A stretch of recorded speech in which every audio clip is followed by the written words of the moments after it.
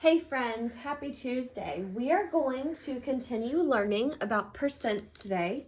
Let's go ahead and open up to page 107 in our student textbook. Make sure you have all of your math materials today. You're going to need to have your workbook as well. So let's talk quick about percents and what we know so far. So we know that percents is basically just another way to talk about a part of a whole. You've got fractions, decimals, and now you have percents, okay?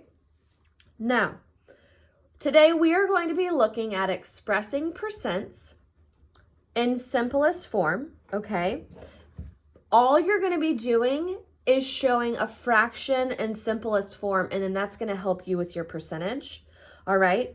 One thing that I want to encourage you guys to do is I would always make sure to write your amount either in a fraction or a decimal. For me, I prefer writing it in a fraction before I prefer converting it into a percentage, okay?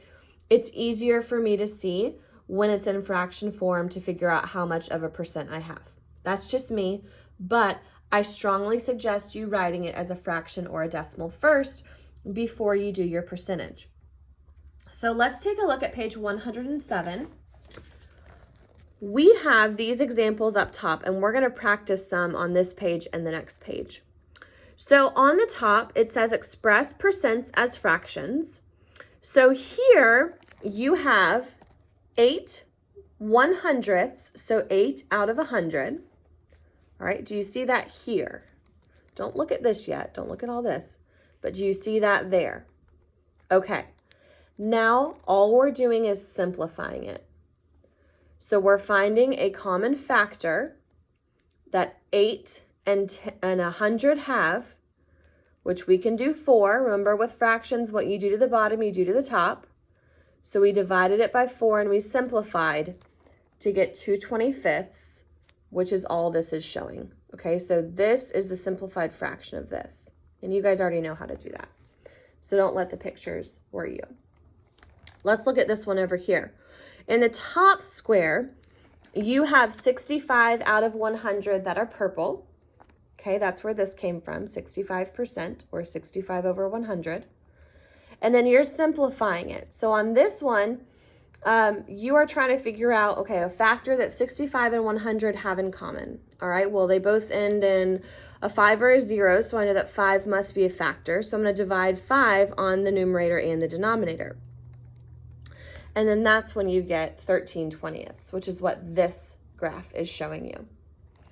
What I would like for you guys to do is we are going to do 17 together.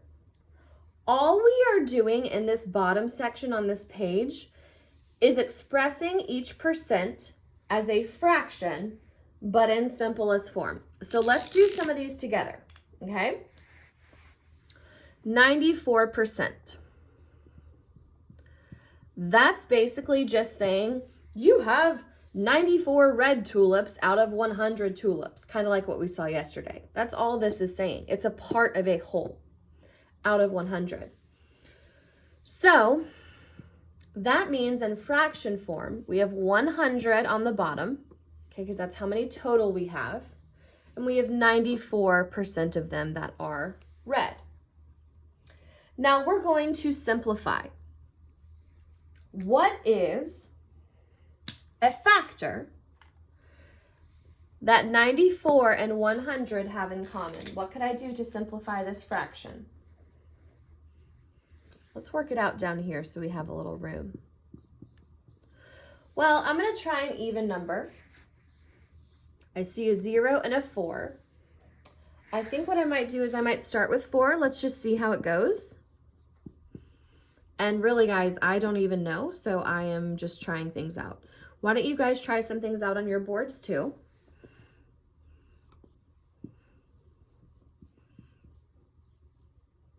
Okay, that one's not quite it, because that's going to give me a decimal, and I don't really want that. Let's just try 2. That's a good place to always start. I know that half of 100 is 50, and let's see, we could do 4. Yeah.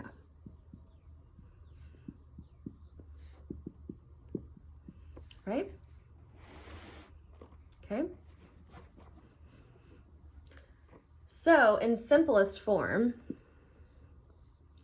this is the fraction that shows 94%. Okay? Let's try another one. Let's try 18. So we have 88%. We're going to show it in a fraction form. So like 88 red tulips out of 100 tulips. Now, basically, we're just simplifying, guys. That's all this is. That's all we're really doing. Okay, what can I start out with? Let's try 4 again. I see that they're even, so I'll try that. That way I don't have to keep doing 2s if that's the answer.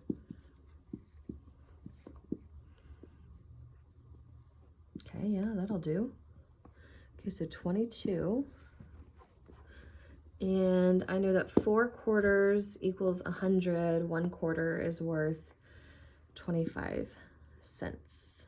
So I should have 22 over 25. So this is a simplified fraction to show 88%. Okay? I would like for you guys to try 19 through 22 on your own, please. Pause the video. All right, and here's what you should have gotten for those. Okay, if you didn't get it, make sure you go back and look.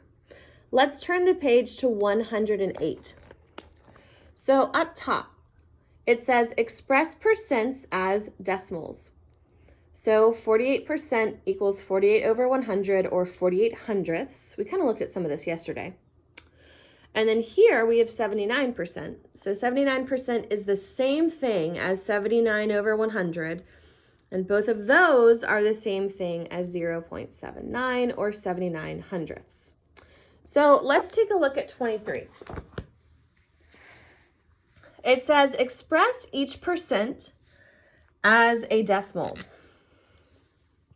So we have 38% equals something over 100. What do we think our numerator is here, guys? Excellent. We should have written 38 as our numerator. Now we're going to go ahead and put this in decimal form. What does 38 hundredths look like as a decimal? Go ahead and write it on your board and pause the video. All right, did you guys get this? Perfect. This shows 38 hundredths. They're the same thing. All right. Let's go ahead and try 24, 25, and 26 on our own today. Pause the video. All right, here are your answers for those. Double check that you have those there. Okay? All right, guys, let's go ahead and let's turn to page 109 and 110. I would like for you guys to do both of those today for your independent practice. And then go ahead and pause the video. All right, here are your answers for those pages. Pause the video if you need to check your work.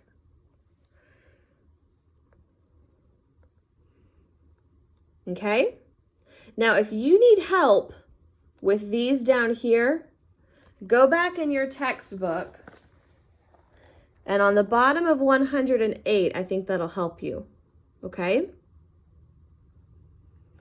All right, guys, you did an amazing, amazing job today, per usual. We're going to start with a bit of a warm-up tomorrow, and then we're going to be looking at expressing fractions as percents. See you tomorrow.